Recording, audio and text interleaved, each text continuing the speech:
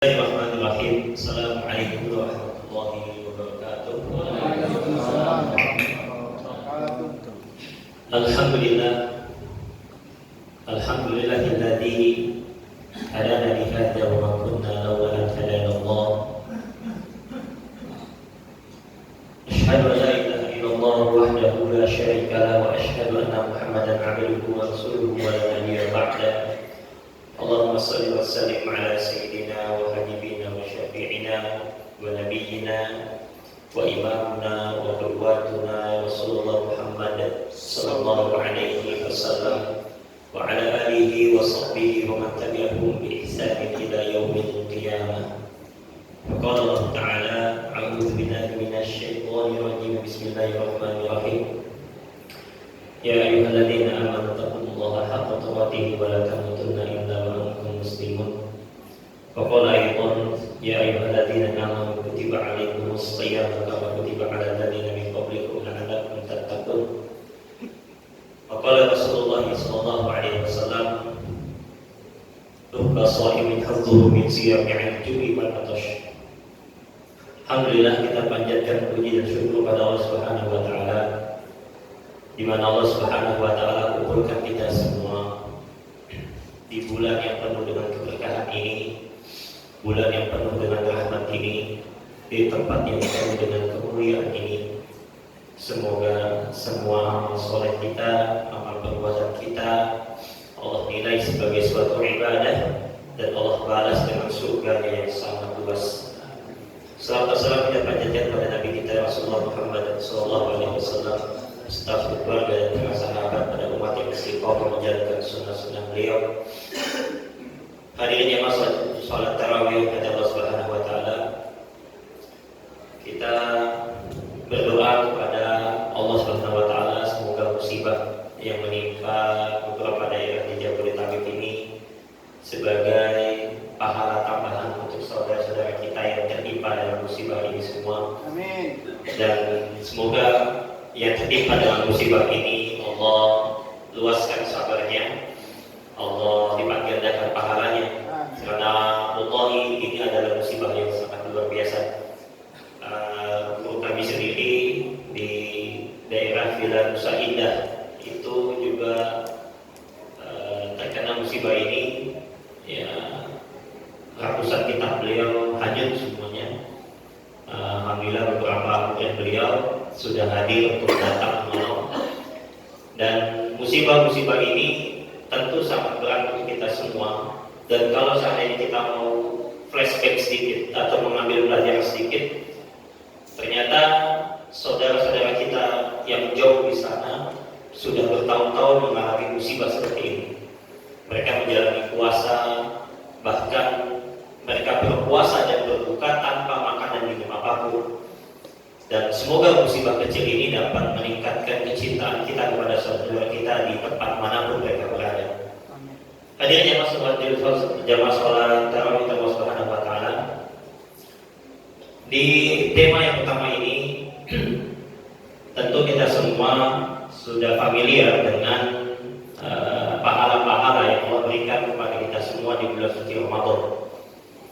Namun jangan sampai kita semua abai bahwasanya setiap waktu, tempat mustajab atau ketika amal-amal dilipat gandakan, itu otomatis akan mempunyai waktu dan tempat di mana dosa pun bisa dikali lipat gandakan.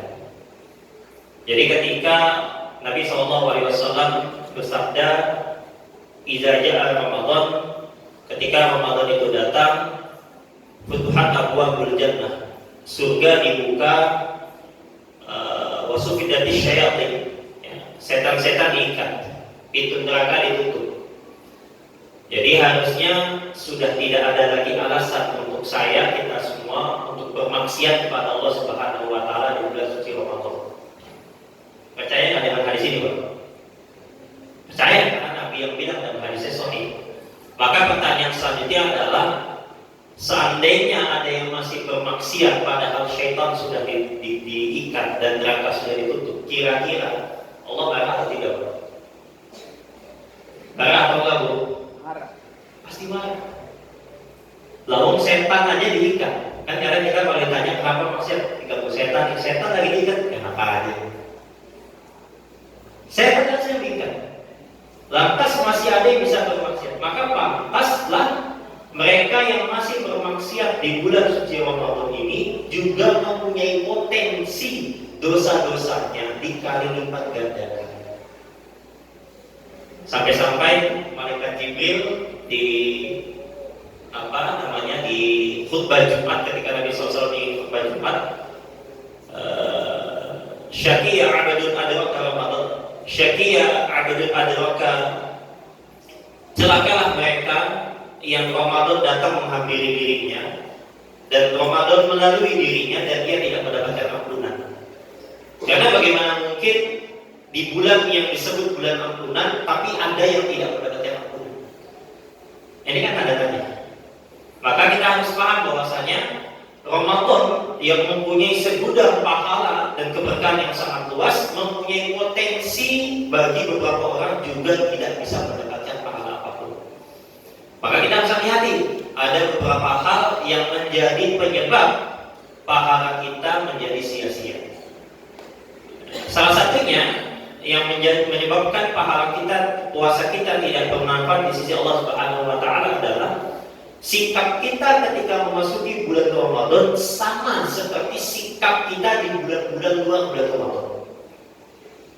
Ini kalau seandainya Masjid Al-Azhar atau malam ini kebagian jatah yang jadi khotib Bupati Kabupaten Bogor, kira-kira ada persiapan atau enggak? Ada persiapan, Pak? Kira-kira kalau nggak ada persiapan sama sekali, bupatinya tersinggung atau enggak? Tersinggung.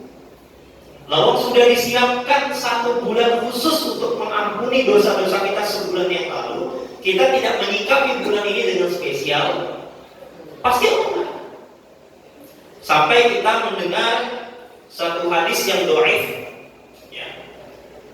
Untuk memotivasi ini hadisnya dhaif, Pak. Kami dulu di Libya dan di dalam Sunnah Internasional bersama Allah Kiai Adi Mustafa Yaqub dalam silsilah dhaifah, silsilah hadis dhaif ini dibahas.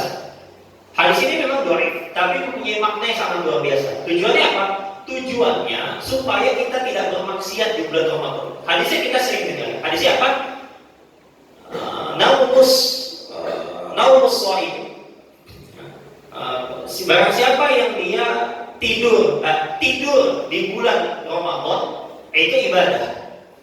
Ya. Dan nafasnya itu adalah tasbih. Ini hadisnya dhaif. Kita semua tahu ini hadisnya dhaif karena sudah banyak yang bahas hadisnya palsu. Tapi tujuan hadis ini sebetulnya memotivasi daripada kita bermaksiat lebih baik tidur. Itu maksudnya. Daripada kita ini bermaksiat di bulan Ramadan, lebih baik tidur. Aktivitas kita tidur untuk menghindari maksiat itulah yang nanti akan bernilai ibadah di sisi Allah Subhanahu wa taala. Jangan disalahpahami ya, jangan sampai kita tidur dulu nih ya. Kalau kita nggak kuat, udah capek tilawah, capek dzikir, capek sholat sunnah, capek i'tikaf, capek watawassaw bil haqqi watawassaw sabr, sudah lelah itu semua, lalu ada keinginan dorongan untuk melakukan kemaksiatan. Caranya bagaimana? Tidur saja udah. Maka tidur kita nanti akan bernilai ibadah. Karena tidur kita menghindarkan diri dari kemaksiatan. Maka jangan sampai di bulan suci Ramadan ini kita menjadikan bulan ini sebagaimana bulan-bulan biasa. Maksiatnya jalan, lalainya jalan, sia-sianya jalan. Jangan seperti itu. Ya. Yang kedua, yang menyebabkan puasa kita menjadi sia-sia adalah ketika Nabi SAW mengatakan bahwasanya man lam yada' qaulaz zur, barang siapa dia berpuasa namun tidak meninggalkan azur. Azur itu apa? Azur itu dusta. Makanya kita sering dengar orang tua kita dulu bilang kalau puasa jangan suka bohong. Nanti puasanya batal. Yang batal itu pahala puasanya, bukan syariat puasanya. Puasanya tetap harus jalan, tapi pahalanya sudah kosong. Sekali lagi, ini nggak main-main, Pak. Bagaimana mungkin ketika kita sholat dibalasnya 25-27 derajat kalau sholat berjamaah. Kalau kita bersedekah atau zakat, manja adil hasanati, barang siapa ngasih 1, balasannya 10 atau 700. Ketika umroh haji, balasannya dikeluarkan seperti perut ibunya, gak ada dosa. Tapi pas mengatakan pahala puasa, kata Allah apa? Pahala puasa aku yang balas, gak ada nominalnya. Jadi semua syariat, semua rukun Islam itu ada balasan nominalnya, disebut angkanya, disebut bentuk balasannya. Tapi puasa itu gak ada bentuk balasannya. Allah sendiri bilang aku yang balas. Itu menunjukkan pahala puasa itu spesial. Spesialnya pahala puasa bisa hilang kalau kita mengatakan azur. Apa itu azur? Dusta. Jadi jangan sampai puasa kita ini menjadi sia-sia hanya karena kita berdusta. Ya. Dusta apa saja. Dusta bohong suami kepada istrinya, ya. Atau ayah kepada anak-anaknya, ya. Atau anak kepada orang tuanya, atau kepada teman-temannya. Karena kita ini nggak sadar, saking menyepelekan perkataan dusta, kadang kita ini bohongnya nggak terasa. Ya. Hanya hati-hati, jangan sampai kita melakukan sesuatu yang bisa menghancurkan besarnya pahala puasa di sisi Allah Subhanahu wa Ta'ala. Karena sangat rugi, ya, sangat rugi kalau sampai kita tidak mendapatkan pahala puasa.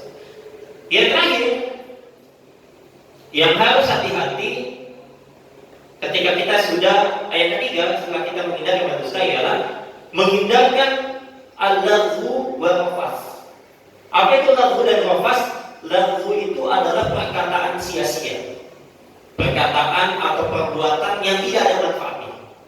Kita tahu nggak ada manfaatnya, nggak ada faedahnya kita melakukannya belum puasa. Makanya kadang saya suka bingung kalau ada yang nanya sama saya pas lagi kajian fikih, Ustaz, bagaimana hukum berenang dalam keadaan puasa?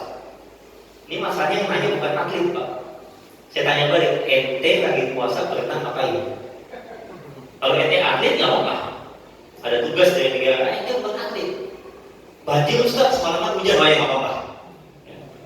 Kalau bukan atlet ngapain berenang? Karena berenang itu mempunyai potensi besar membatalkan puasa.